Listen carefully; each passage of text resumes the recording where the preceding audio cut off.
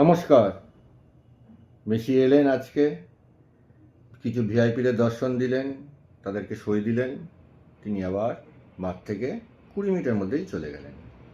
এতে কি হলো? একটা স্টেডিয়াম বিশৃঙ্খলা পরিস্থিতির মধ্যে পড়ে গেল, আর সেটা একটা ধ্বংসস্তূপে পরিণত হলো। আর যারা এত হাজার হাজার, কেউ 5,000 শুনতে পাচ্ছি, কেউ 10,000, কেউ 15,000, এমনকি 30,000 টাকা পর্যন্ত দিয়ে তারা টিকিট কাটতে এসেছিলেন, তারা জায়ান্ট স্ক্রিনে মেসিকে দেখে তাদের ক্ষোভ পুরো উগড়ে দিলেন। আমি তো প্রথম থেকেই জানতাম যে এটা একটা স্ক্যামের মতনই হবে, যার জন্য আমি এই ব্যাপারে কোনো মাঠেও যাইনি।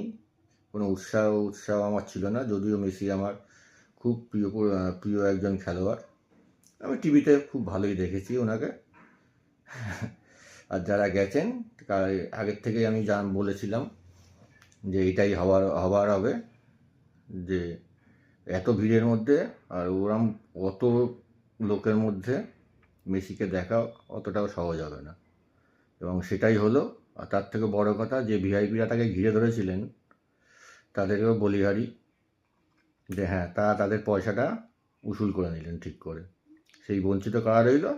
সাধারণ দর্শকরা, যারা ভারতীয় ফুটবল প্রেমী, বেশি করে কলকাতার মোহনবাগান, ইস্টবেঙ্গল, মোহামেডান, এরম যাদের সাপোর্টাররা, যারা ফুটবল ছাড়া কিছুই বোঝে না, তারাই বঞ্চিত হলেন।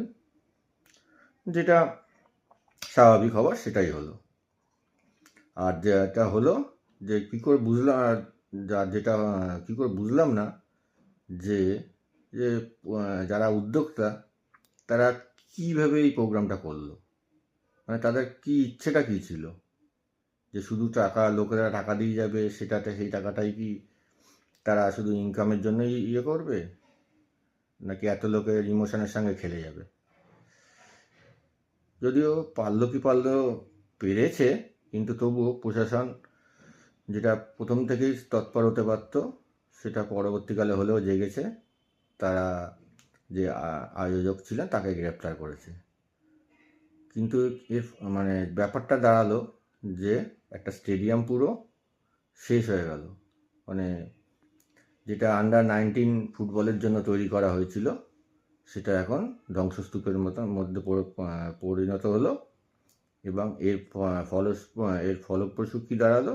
যা বড় কোনো প্লেয়ার হোক বা বড় কোনো ফুটবলার হোক, এর পরবর্তীকালে কি আমাদের স্টেডিয়ামে, আমাদের রাজ্যে কিংবা ভারতবর্ষে আসবে, তাদের সুরক্ষা কতটা, এই নিয়ে একটা বড় প্রশ্নচিহ্ন উঠে গেল। এই হচ্ছে আমাদের কলকাতার ফুটবল।